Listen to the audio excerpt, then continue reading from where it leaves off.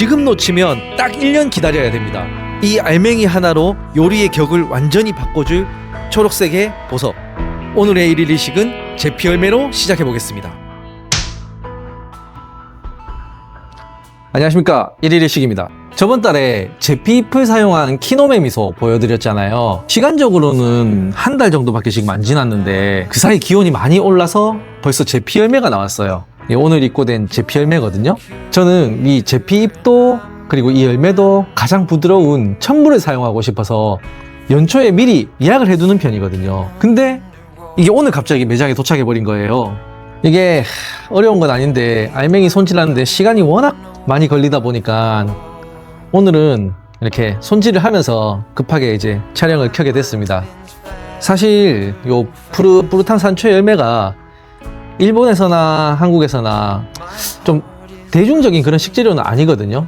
특히 이제 우리나라는 보통 이 열매를 바짝 익혀가지고 껍질을 가루내서 추어탕 같은 데 쓰다 보니까 예전에는 직접 따러 가는 사람이 아니면은 이 생열매 구하는 거는 거의 불가능했다고 보면 됩니다.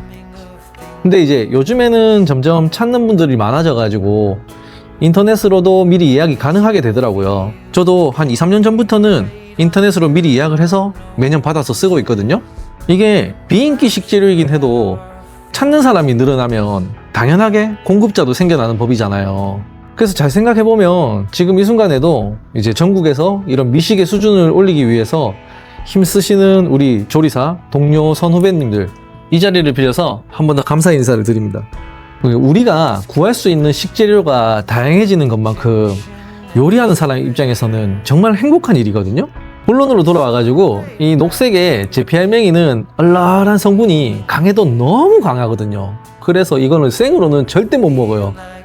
근데 그렇다고 이거를 지금 따지 않고 조금 더 익혀버리면 이 알맹이가 딱딱해지고 이 지금 향이 엄청 좋거든요. 이 특유의 풋풋한 향과 맛이 완전히 다른 맛으로 바뀌어버려요.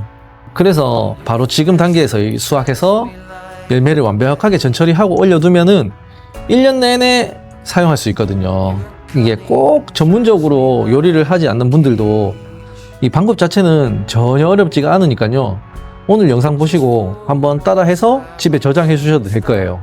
이걸 냉동실에 넣어놓고 조금씩 꺼내 쓰면요, 집에서도 요리의 격을 확 올리는 훌륭한 킥으로 사용할 수 있거든요. 그리고 이게 어렵지가 않아요. 굉장히 심플해요. 지금 이렇게 꼭지랑 알맹이 따고 있잖아요. 이걸 소금에 살짝 절였다가 데치고 그리고 물로 알입맛 헹궈내면 끝이에요. 전혀 힘들진 않은데, 근데 이제 이 꼭지 따는 작업이 너무 손이 많이 가요. 하루 왼종일 걸려요, 이거.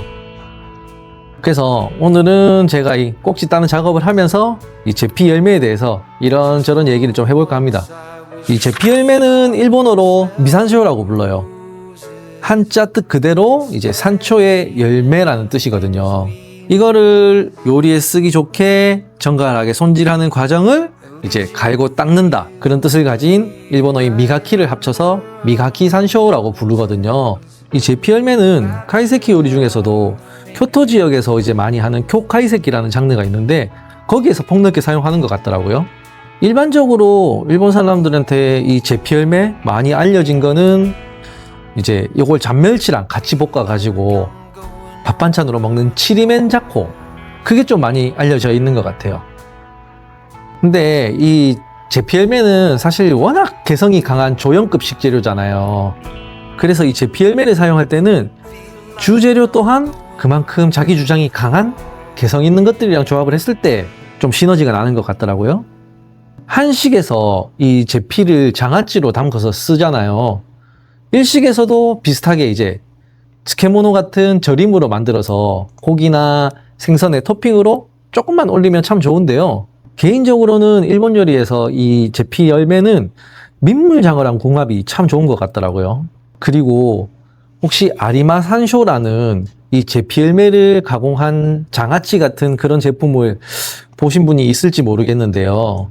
정확히는 장아찌는 아니고 간장이랑 이제 설탕, 사케 같은 데다가 이제 달콤 짭조름하게 졸여낸 제피 열매거든요. 일본의 간서 지역에 가면 이제 효고현이라는 동네가 있거든요. 그 효고현에 온천으로 엄청 유명한 아리마라는 지역이 있어요. 옛날부터 그 아리마 온천 주변 산에 이 질 좋은 야생 제피나무가 엄청 많았다 하더라고요. 뭐 일본 여행 가보신 분들은 잘 아시겠지만 일본 온천은 단순히 목욕만 하는 곳이 아니라 그 료칸이라고 하잖아요. 온천 요관. 거기서 이제 숙박을 하면서 근사한 식사도 즐기는 문화가 있잖아요. 그러다 보니까 그 아리마 온천 지역에 이제 관광객들이 가게 되면 이 지역에 이제 특산물인 제피를 졸여가지고요. 요리에 이제 사용해서 식사로 이제 대접하고 그리고 선물용으로 판매하기 시작하면서 아리마 산쇼라는 이름이 이제 전국적으로 유명해졌다고 그러거든요.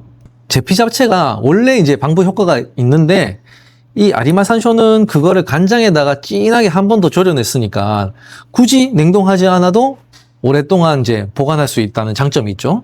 거기다가 간장이랑 설탕의 조림 베이스라서 생열매로 사용했을 때에 비해서 요리랑 매칭하기도 훨씬 쉽거든요. 그래서인지 일본 요리에서는 이 녹색 열매 그대로 쓰는 것보다는 아리마 산쇼가 훨씬 더 대중적으로 자주 사용되는 것 같아요.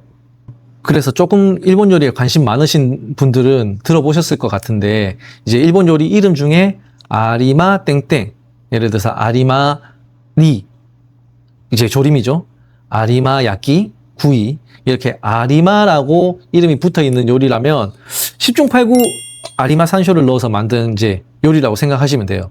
저도 예전에는 매장에서 이제 청어라든지 장어 같은 거 한번 구운 다음에 이제 간장, 청주 이런 베이스에 졸일 때 아리마 산쇼를 넣고 은은하게 같이 졸여내는 니모노를 했거든요. 아리마니라고 이제 부르는데 그걸 코스 중간에 넣어서 같이 쓰기도 했었어요. 이 제피 열매가 생선의 비린 맛도 잡아주면서 은은한 향이 엄청 매력적이더라고요. 그래서 요 제피 열매를 다 손질을 하고 작업을 한 다음에요. 여유가 되면 그걸 활용하는 방법도 한번 보여드리겠습니다. 오늘 구입한 제피 열매는 가격이 조금 나가는 편이에요. 이게 오늘 1kg를 구입했는데 6만원 정도 줬거든요. 근데 좀 비싸긴 해도 생각해보면 이거를 한 번에 다 먹는 재료도 아니고 조금씩 꺼내서 먹는 거니까 기간으로 대비해보면 그렇게 비싼 건 또 아닌 것 같더라고요. 이 제피 열매가 영어로는 제페니스 페퍼래요. 이제 뭐 일본 후추 그런 뜻인데 어떻게 보면 일반적으로 팔고 있는 후추도 조금 고급스러운 건 1kg에 10만 원이 훌쩍 넘어가거든요. 그래 보면 뭐 비싼 거라고 생각할 수는 없을 것 같아요. 그래서 일단은 제가 이거 오늘 하루 종일 손질해야 하는데 다 손질하고 이제 본격적으로 소금에 절이고 데치고 씻는 이런 과정들을 한 번 더 보여드리겠습니다. 제피 열매는 이제 이렇게 손질이 끝났고 이걸 소금에 절여서 데치기만 하면 사실 끝이에요. 크게 어렵지는 않거든요. 그럼 본격적으로 전처리를 시작해 볼게요. 이렇게 깨끗하게 손질된 제피 열매는 먼저 소금으로 이렇게 가볍게 버무려 주세요. 이대로 한 2시간 정도 절여 둘 거거든요. 소금에 절이면서 중간중간에 한 번씩 잘 섞어 주기만 하면 돼요. 일반적으로 야채 절일 때처럼 수분이 흥건하게 나오진 않지만 그래도 표면에 소금이 촉촉해지기 시작하니까 한 2-3번만 잘 섞어주면 됩니다. 이렇게 소금에 절이면서 데쳐주어야 제피 열매 특유의 녹색 빛깔도 살아나고요. 알싸한 맛도 잘 보존이 되거든요. 자, 이 상태로 2시간 정도 지나면 소금기를 씻어내지 않고요. 이대로 끓는 물에 데쳐주시면 돼요. 열매가 살짝 부드러워질 정도로만 데쳐주면 되는데 대략적으로 한 1-2분 정도 그 정도 데치는 것 같아요. 그리고 제일 중요한 게 바로 얼음물에 온도를 급격하게 떨어뜨려야지 식감도 아삭아삭하게 살아나고 그 특유의 싱그러운 초록색이 고스란히 유지가 되거든요. 자, 그리고 나서 이제 가장 중요한 작업이죠. 이제 물에 담가서 3시간 정도 충분히 헹궈내서 아린 맛을 우려낼 거거든요. 제피 열매는 얼얼한 성분이 워낙 강하기 때문에 이 과정을 거치지 않으면 요리에 쓰기가 조금 힘들어요. 그래서 약하게 물을 틀어놓고요. 3시간 이상 물을 갈아주면서 아린 맛을 부드럽게 깎아내는 게 이게 바로 이제 밸런스를 잡아주는 제일 중요한 노하우인 거죠. 이렇게 흐르는 물에 아린 맛을 제거한 제피 열매는 체에 받쳐서 수분을 완벽하게 제거를 해주고요. 진공을 해서 냉동 보관할 거예요. 일부분은 오늘 바로 졸여가지고 아리마 산쇼, 원래는 이제 츠쿠단이라고도 부르는데 이 아리마 산쇼를 한번 만들어 보겠습니다. 그럼 이제 전처리된 제피 열매를 졸여가지고 아리마 산쇼를 만들어 볼 건데요. 정확히는 아리마 지역에서 만들지 않아서 아리마 산쇼라기보다는 츠쿠단이라는 말을 쓰는 게 조금 더 정확합니다. 츠쿠단이라는 게 간장이랑 설탕 등을 넣고 달게 조린 음식들을 말하는 거거든요. 물론 조리는 방식이 여러 가지 있긴 하지만요.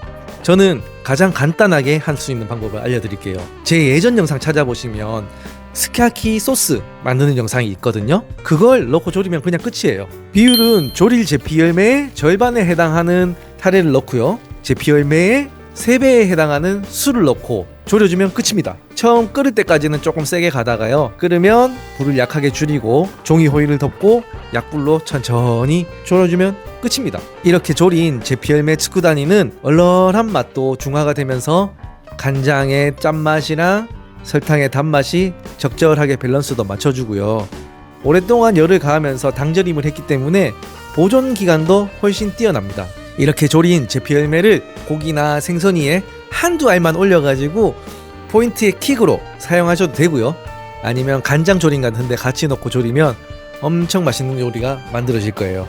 그럼 이번엔 제피 열매를 작업한 김에 요리를 한 가지 만들어 보겠습니다. 치리멘 산쇼라고 해서 잔멸치를 제피 열매랑 볶은 게 있는데요. 그걸 잔멸치 대신에 밥새우랑 한번 볶아 볼게요. 밥새우를 잘 모르시는 분들 계실 건데 쌀알 크기만한 아주 작은 새우를요 잔멸치처럼 쪄서 말린 거예요.